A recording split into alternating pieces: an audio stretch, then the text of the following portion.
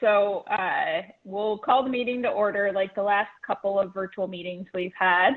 I read a resolution and we vote on it going one by one, commission member by commission member. And then I will read a public announcement and then we can go ahead and get started. So I'd like the commission to entertain a motion to approve resolution 2020-119, a resolution declaring that the Sustainability Commission shall meet on July 10th, 2020 and conduct its essential business by electronic means rather than being required to gather a quorum of the members physically present in the same location because it's necessary to protect the health, safety, and welfare of Tennesseans in light of the COVID-19 outbreak. Do we have a motion to approve the resolution? I'll make that motion. This is Mike. I'll second. Okay. Great. Second. So Mike. we will, thank you, Mike. Second by Mike Cassidy. We will start in alphabetical order by last name. You can say I, no, or recuse yourself. We'll start with Patrick Baggett. Aye. Alderman Berger. Aye. Mike Cassidy. Aye. Mike Leonard. Aye. Brenton. Aye. Todd. Aye. Nancy. Aye. Micah. Aye. And myself, Dana Kos. Aye. All right. Next up is the announcement for limited public access. Due to the COVID-19 outbreak, this meeting will be a virtual meeting. The public may call 615-550-8434 to listen to the meeting and make comments during any public comment period. The public may also email comments to planningintake@franklintn.gov to be read aloud during the meeting. Emailed comments were accepted until yesterday at 5 p.m. The meeting video will be available for public viewing following the meeting on the City of Franklin Facebook and YouTube accounts and the City of Franklin website. All right, welcome everyone to the July Sustainability Commission meeting. Just a reminder to please mute yourself if you're not speaking. Our first agenda item here is, I guess, technically second because our first was the approval of the resolution. Second agenda item is approval of the June meeting minutes. Do we have any comments, or would somebody like to make a motion to approve the June meeting minutes? Dana, I do have a comment. I was on the Zoom last time. I don't know why you all were not picking me up, but I actually attended the meeting. So if you can make that change, I would appreciate it. Okay. Yeah, that's interesting. I had no idea you were on, so thank you for letting us know.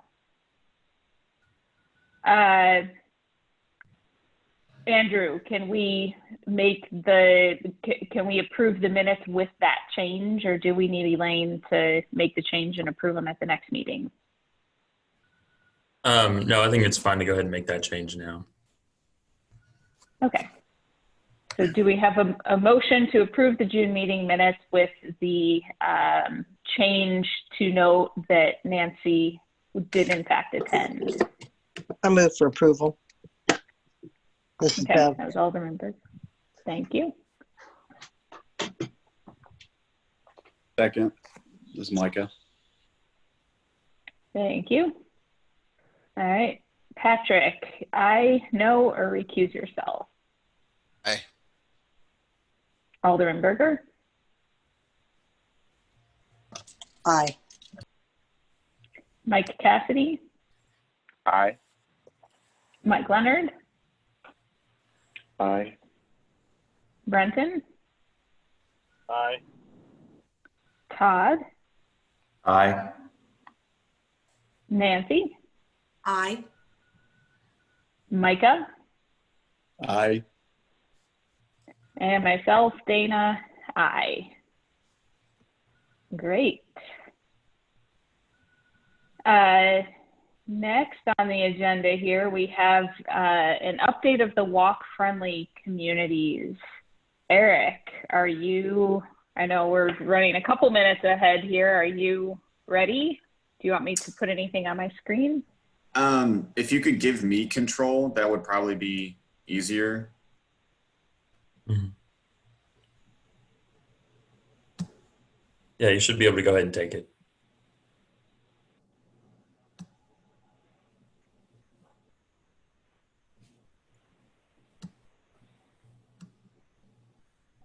Everybody see that? Okay, great.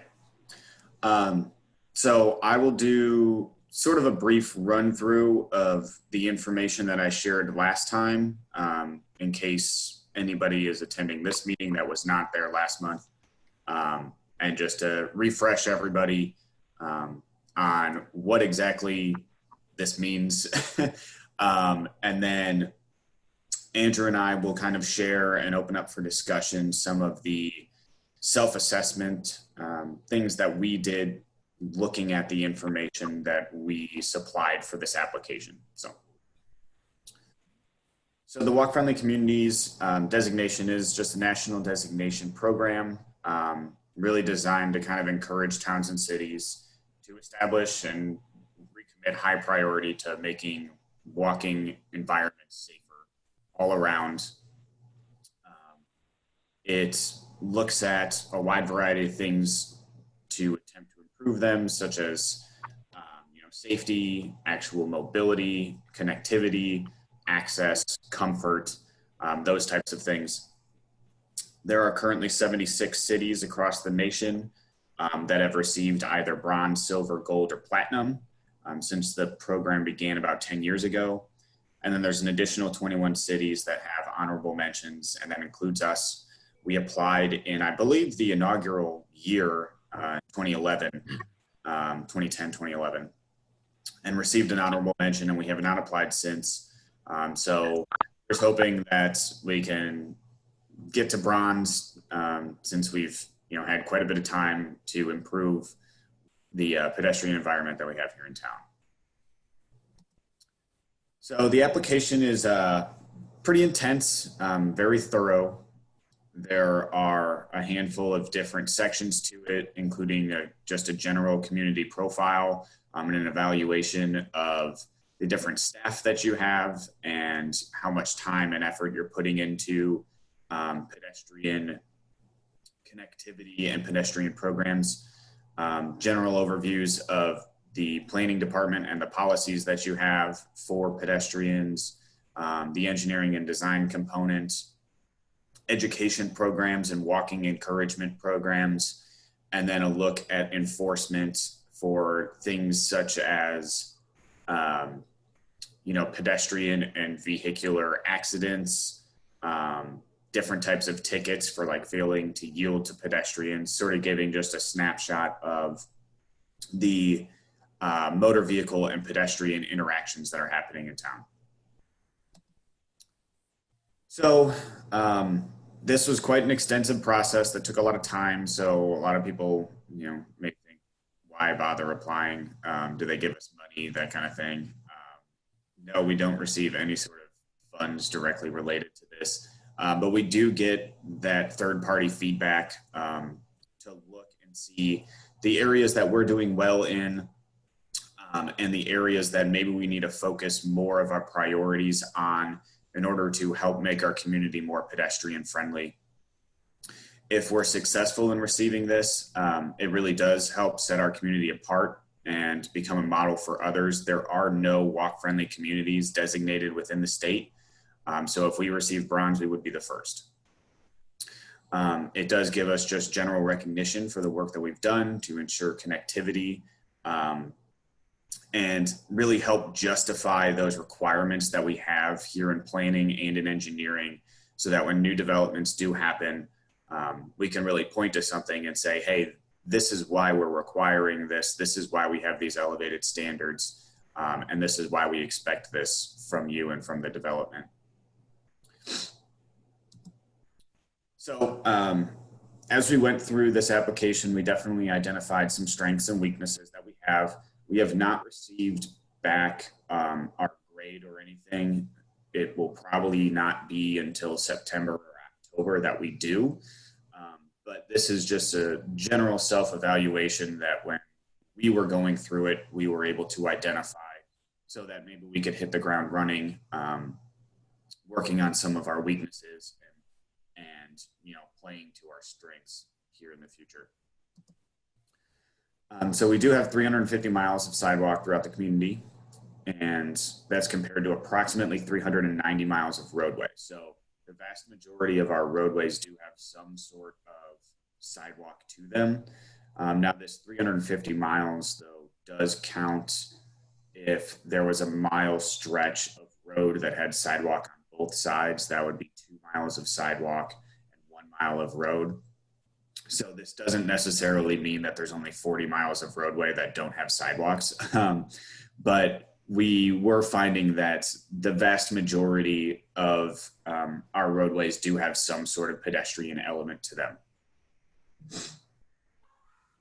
Just shy of 60 miles of paved and natural trails.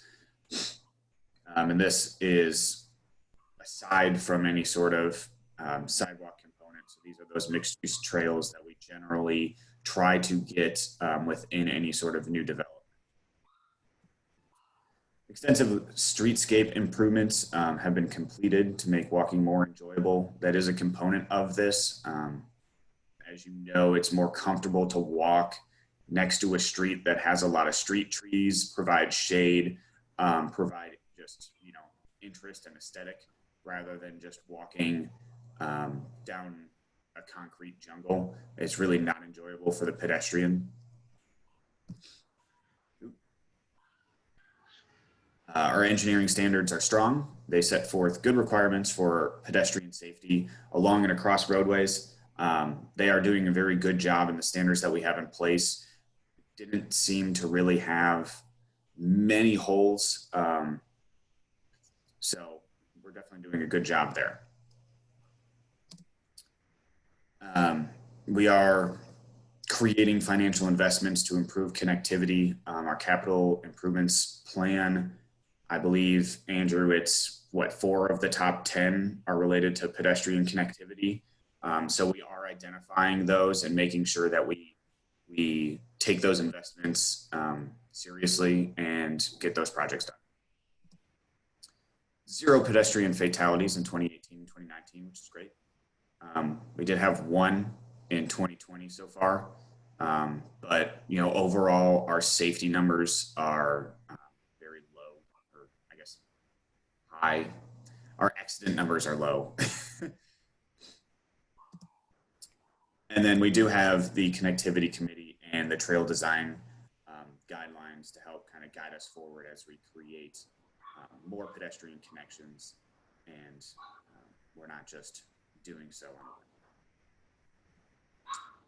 whim. And we do have a lot of different consistent, walk with the mayor events to encourage walking. We are doing things here and there to try to encourage people. We may not have that specific education program or those big encouragement programs with the police department, but we are doing different things here in town to try to get people out and about walking.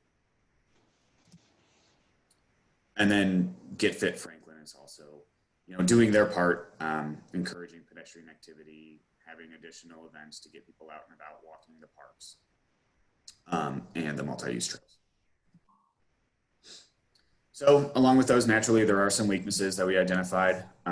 We have no Safe Routes to School programming or education whatsoever.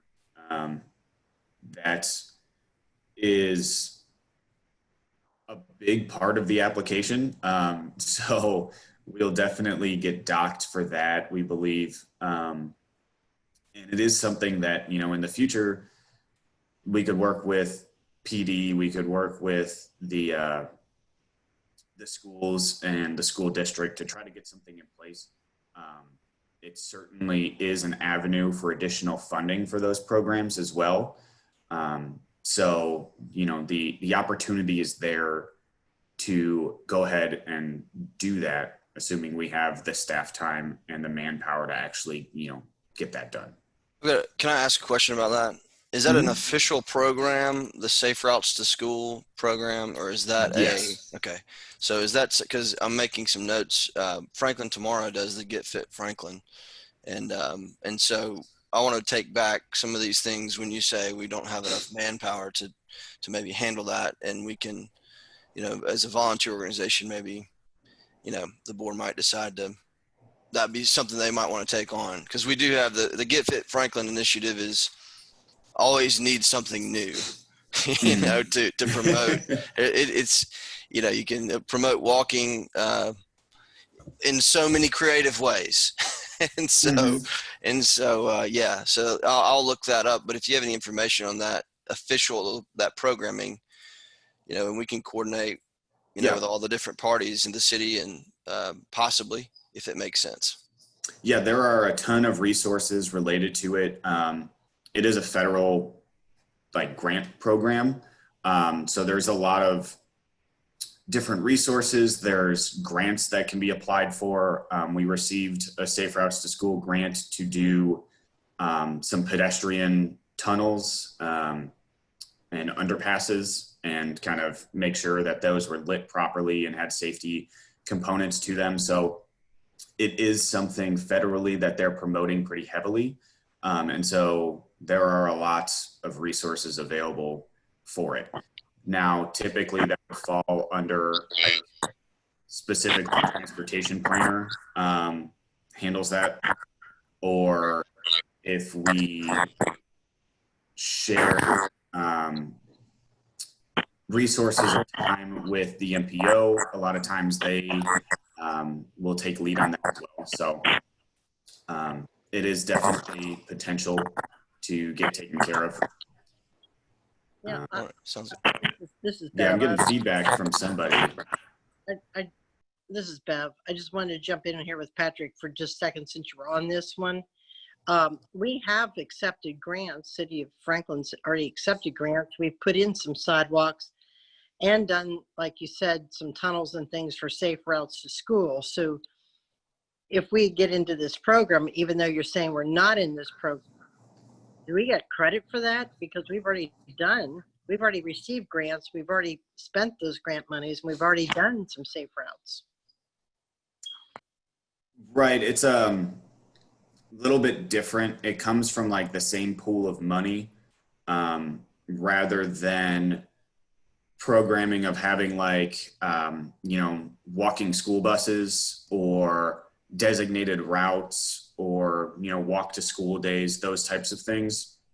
So, we will probably get points for the grants that we received just to, better our infrastructure, but not so much as having a city-led program with the school district to ensure that we're encouraging students to get out and walk to school, and having, designated routes and those walking school buses and different types of active programs, rather than just receiving grants for infrastructure. Thanks. Yeah, and obviously Franklin Tomorrow would not be the conduit for the grant, process. Probably the city makes more sense for that. But for the encouragement and the education component, community education and encouragement, I think it's probably our role. Yeah, there's definitely a lot that can be done under this Safe Routes to School umbrella. So yeah, it's definitely, the opportunity is there. So sort of along those lines, we don't have any pedestrian safety campaigns or education. This is something that PD could be involved with in school. Sort of maybe when spring comes around, they make sure that they're doing a safety campaign with the elementary school and students, and ensuring, look both ways types of programs, those types of things, or even just something as easy as putting out flyers to remind, people to use the crosswalk and things like that. So this could be as little, as that, or something major done in schools to encourage kids to be safe when they are walking. We do not complete annual bike or pedestrian counts. This is something that is done pretty much nationwide. There's a program, the National Bike and Pedestrian Counts is done, annually in May, I believe. And it really just kind of helps track and create, benchmarks to see how many people are out and about. It does take a lot of manpower, and usually MPOs will assist in this because it does, impact the work that they generally do as well. So could be something that we start up here, led by staff in a few years or, next year. But it would really help identify major areas that people are using to walk and bike, helps provide data and justification for any sort of grants that maybe we want to go after to increase safety or, maybe like a hawk signal or something like that. And really just helps provide information to us so we know what exactly is happening where. So, yeah. So, any sort of progress that we make or new projects that happen, we would be able to look back and actually have the data showing how many people were using that intersection in 2020 versus 2030. So we know whether projects are successful. Along those same lines, we don't do any post-project assessments after investing money in a roadway or pedestrian improvements. So, if we spend a bunch of money doing capital investment program, we don't have anything to compare it to, nor do we really go back to see whether or not it's working like we hoped it would. Pretty much all of our feedback is complaint based. So we know if it doesn't work because we start receiving, complaints online or by phone regarding something, but we don't know if it ever makes it, better and by how much.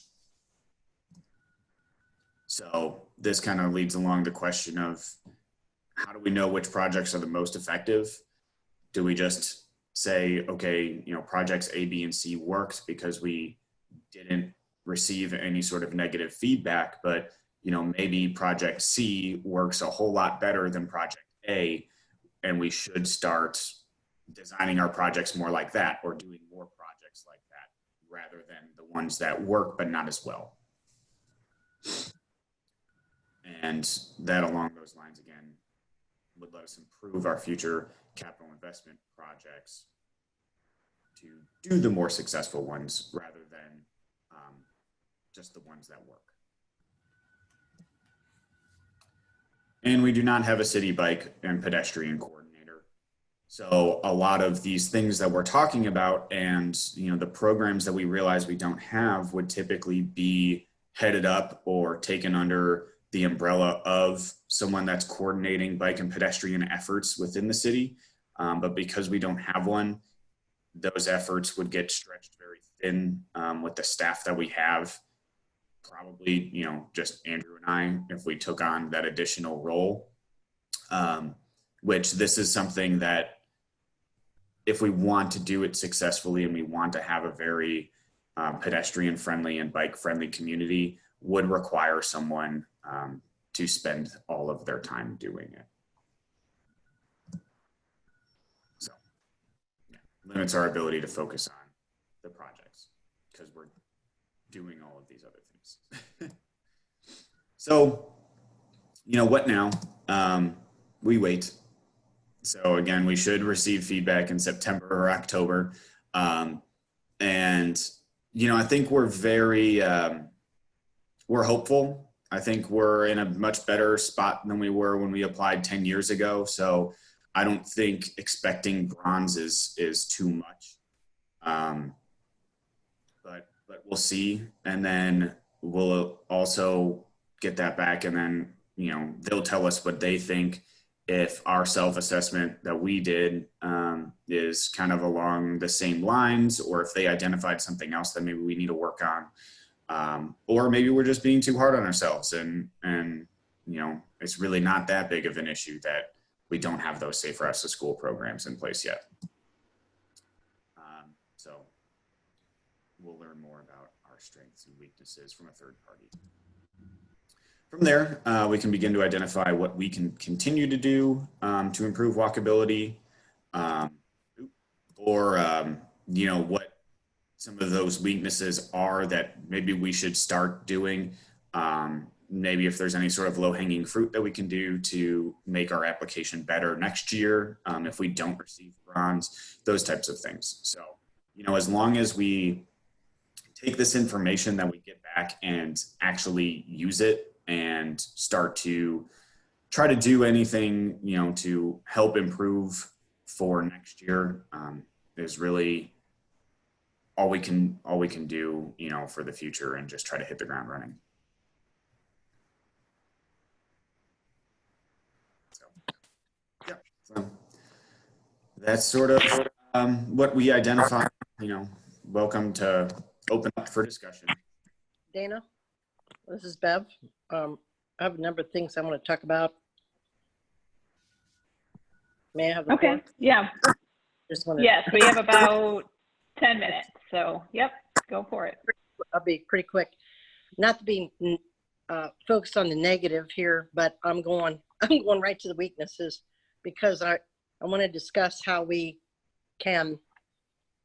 First of all, we don't have any way to assess these things. And under the weakness, under number 6, slide 6, no safe routes to schools. I think Patrick and I brought some things up there, discussed. I think, Patrick, your idea there is excellent. The campaigns and education for pedestrian safety is zero, just zero in this community. And it boggles my mind that we don't have anything at all. And I would go on record to say this is the number one thing we need to do. But it not only needs to be geared to pedestrians, it needs to be geared towards motor vehicle drivers, because we have such a huge issue here that I don't know about you all, but I'm sure when you walk, you notice that people do not stop to allow you to cross the walkways at the streets. This is a constant problem. I have constituents telling me every single month, I can't tell you how many I get, people telling me that they have problems because people will not stop for them. Even when they're in the middle of the road, they have to run to get out of the way of the cars. So that is a huge red flag to me, and I would like to see us do a program, and I would like to see us get a hold of this, because this whole campaign is just, to me, a walking friendly community is really important. The other thing is, we don't have any annual bike surveys or pedestrian counts. That's true. No way to benchmark anything. Really good point there. And then the other two I really wanted to concentrate on here real quick, and I'll take about another minute. It says no post-project completion assessment after investing money in roadways or pedestrian improvements. How do we know the project was most effective? How do we improve with future capital investment projects? Number one, so we don't lose our money and waste our money. I want to give you a great example here. That roundabout at McEwen, on East McEwen, where it hits Cool Springs Boulevard, Oxford Glen. We had nothing actually planned for pedestrians there. I literally had a bag to get that in there. I mean, Paul Holzen was great, but he was right there with me on it. But they had no plans to put up any signage whatsoever. And they did stripe it. I think they striped it a little too close, but the way they did it had to be done because of the way it was laid out. But they did stripe it for pedestrian crossings with no signs. And I'm not a big person on putting up more signs around this city, because I think the city is the #1 sign offender. We proliferate our signs out there like there's no tomorrow. But in this case, we have to have signs. So I had to get the signs up. I had to beg them to put up the signs. And then I had to go out there and look at the other signs. And we had multiple signs coming one direction saying the same thing. I said, why do we have 2 signs that say 15 miles an hour within about 25 feet of each other? And so I was able to get more signs taken down, but those signs put up. So that's the thing. We have that issue with the project that we don't know for how effective our projects are. We're investing money and a lot of money over here. And this is just one example. I can give you more examples, but won't go into those. So I think that 1, 2, 3, 4th issue down there really needs to have some focus. And I'd like us to get a bike pedestrian coordinator, somebody who would take on that job to the city.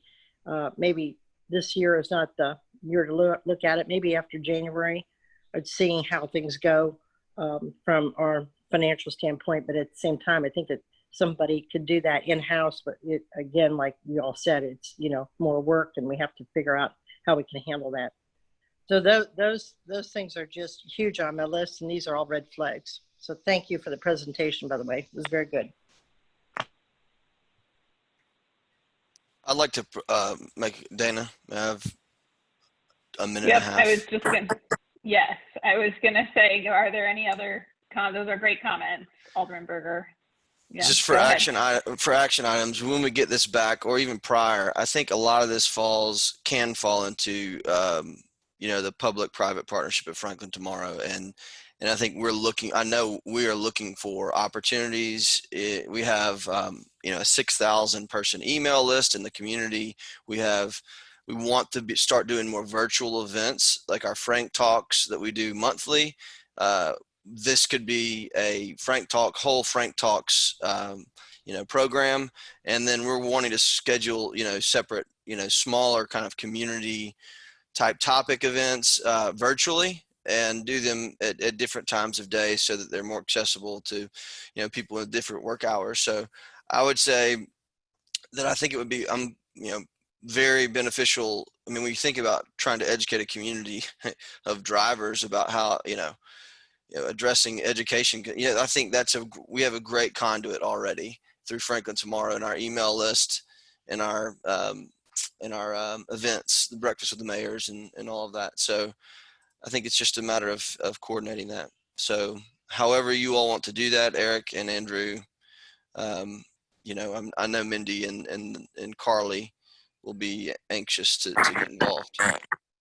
Patrick, can I add one more thing to yours? That is, I'm so glad to hear you say that. And if you get to the point where you can have that discussion at Franklin Tomorrow, I'd love to be invited to sit in on one of those meetings, because I think, number one, if you would do a Zoom or a virtual meeting, which I think more people could definitely attend and be, even during their work hours, they could take a little break and buzz in on it, because that alleviates them getting in a car and driving somewhere and taking an hour to 2 hours to be away from the work from the office. So if you have a meeting, I'd love to sit in on that sometime to talk about how that would be done, because all we would need to do, and Dana knows this, we could throw this up on Nextdoor and say, hey, walkers and families out there who walk, here's your opportunity to get on and listen and submit some questions and submit some ideas, or they can say, hey, we find when we walk, this is one of the biggest issues we have, and number one is going to be safety, number two is going to be the lack of education, and 3 is going to be the lack of anybody to pay attention or obey state law that you're supposed to stop for pedestrians. So anyway, I just wanted to add that. Thanks, Patrick. Dana, I have a comment. Can you hear me? Yep, go ahead. All right. At the last meeting, Alderman Berger brought up about intersections and the timing of getting across those intersections as a pedestrian. And I was wondering if it's just a programming thing that Public Works could look at to program the lights so that pedestrians have, 10 seconds or whatever to get across, whatever's the appropriate time to get across an intersection. Is that something that has been looked at? Well, I'll come in here and on that, Nancy. Most of the ones I'm talking about are unlighted intersections. They're ones that have the crosswalk striped on the roadway, and there's signs. There's usually a sign that says "must stop for pedestrian." I'm not seeing as many problems at the intersections. Maybe other people are. Maybe you are. I don't know, Nancy, but and you all weigh in on that if you do. But I'm not seeing as many problems at the intersections with lights. A lot of times people can get across. It's the unlighted ones. I think in the downtown area, they don't really give you any time to get across the intersections. So I've just noticed that, downtown, so I'm not familiar with others, but just thought if it's a programming thing that perhaps, someone could look at that. Yeah, it's generally there's timers that they can set. It's generally just based on the distance of the crosswalk. And I believe the road classification of the street that it's on may play into it as well. But there's a general calculation of, how many feet per second are expected of a pedestrian to cross said street. And then I believe it's just based on that. But we can clarify and get some information back from engineering and streets on that if you'd like.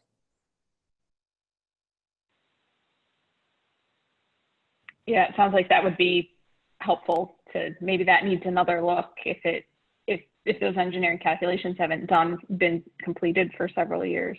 So all really great conversation.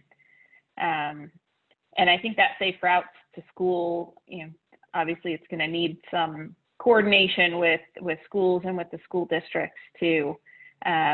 Alderman Berger knows that I've had issues with trying to get my children to walk to school. I shouldn't say trying to get them to, but trying to get the school to allow them to walk to school without a parent. And I do feel they have a safe route. So hopefully the schools and the school districts will be open to that. I guess we should move on to the next agenda item, but I guess we could take a minute if there's any other comments. Dana, All right. the next two items should go pretty quickly. So if there were any more comments, I think we could entertain them. Okay. Any other discussion?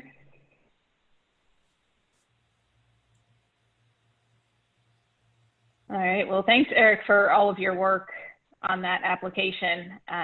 Certainly hoping for positive results, a bronze in September or October. So look forward to hearing back on that. All right, Andrew, you have a couple of updates, City Hall and then curbside recycling. The City Hall project funds were allocated for this fiscal year to do some detailed design work for the potential redevelopment of the City Hall property. Of course, with everything going on, there's a little bit more uncertainty now, but the city went ahead and released a request for qualifications a few months ago and selected a team made up of OHM and Studio 8 architects. So they've been selected and they're working through some contract specifics, and the hope is to have a contract presented to the board very soon. There's again some questions about how to proceed and the timing of such, but we're hopeful that the project will go into design and we can get this contract approved. As such, Vernon, one of the assistant city administrators, is interested in engaging the commission, you all, and kind of get some ideas on, what the expectations should be, what kind of specific building elements we should prioritize in terms of, energy efficiency and sustainability, So I really think that Nancy and Mike, kind of given your backgrounds, and Dana as well, you guys could probably offer some pretty good feedback. And I'm not sure if that's going to be in August or September or potentially later, but sometime this fall. Vernon's indicated he wants to put this on the agenda for you all to consider and weigh in. And Emily, I'll let you fill in any gaps. You're good. I don't really have anything additional on it. There was a lead resolution that was passed probably 8-9 years ago that said the city should, at the very least, consider LEED Silver for all municipal building projects. So, at this point, LEED Silver's the kind of the minimum that we're shooting for, at least for the design.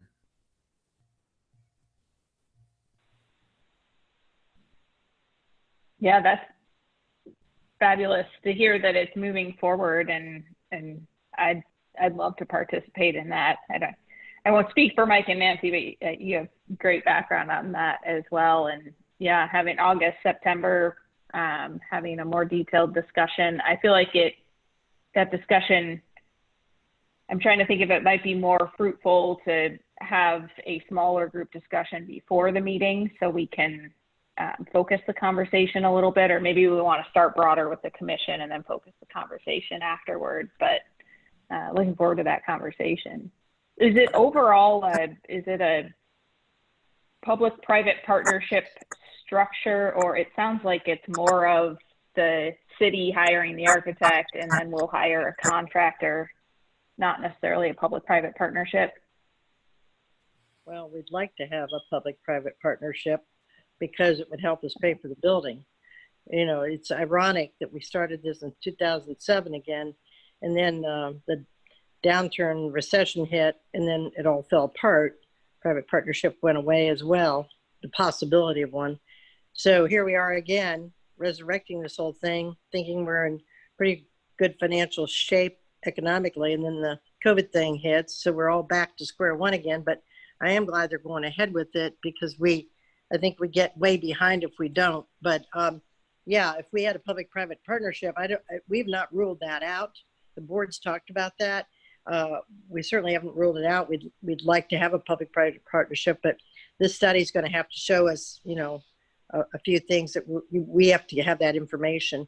Dana, I would think that we'd have just a brief conversation as a board, just brief, to talk about the building and everything. And then when you all meet as a committee, more of your experts from here are from our Sustainability Commission experts meet together,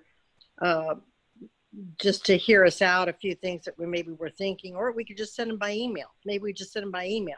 And then when you all meet, you have some of our thoughts up front too as well, because you all are going to think of a lot more things than individually we would, but that would be helpful. Because I think just one example, like if you walk into a room in Nissan, but everybody walks back out, the lights only stay on at a certain time, they go out. They don't have to stay on all the time.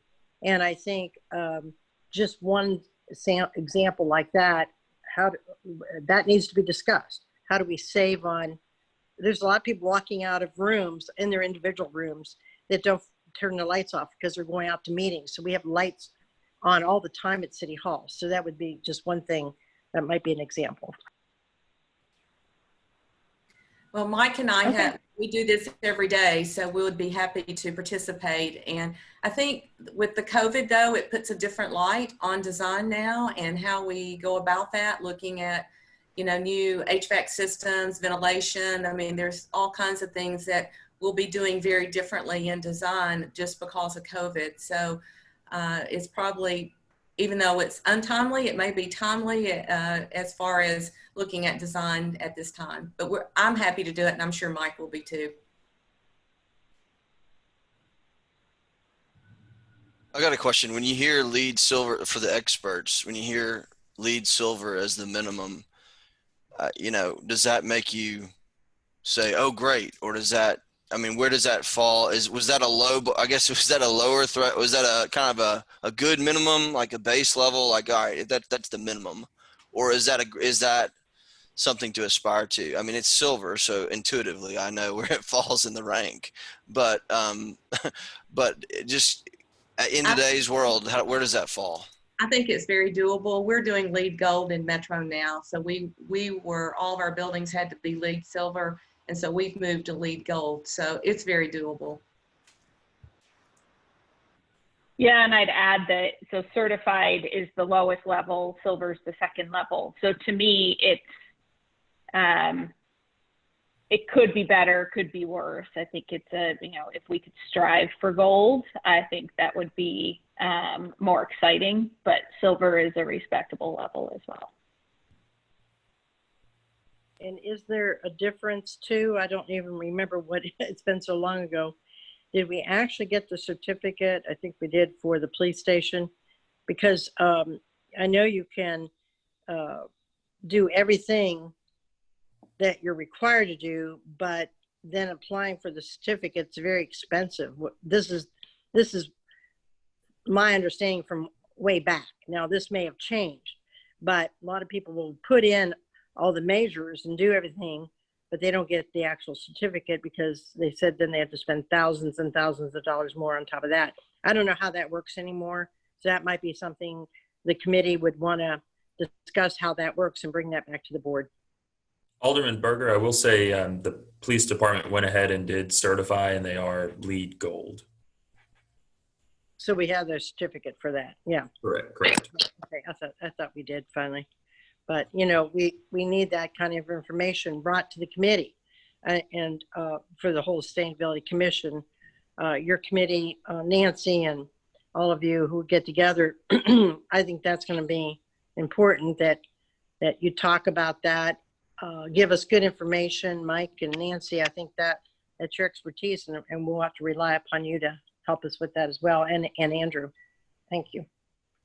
Yeah, several years ago, there were questions about, do we just kind of design it to the LEED standard and not do the certification, or should we actually follow through with the certification? So I think the board, speak to that, especially to the think would be valuable.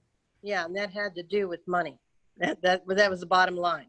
Is we can accomplish everything we want to accomplish.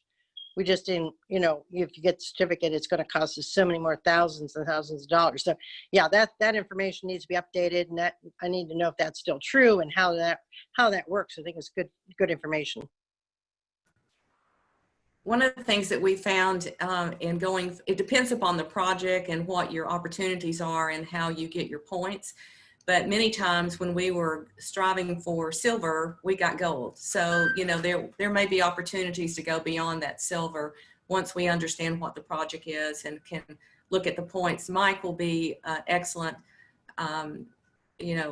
expertise on this, because he's very good at coming up with how you get those points. We know that firsthand, right? LEED for cities. Absolutely.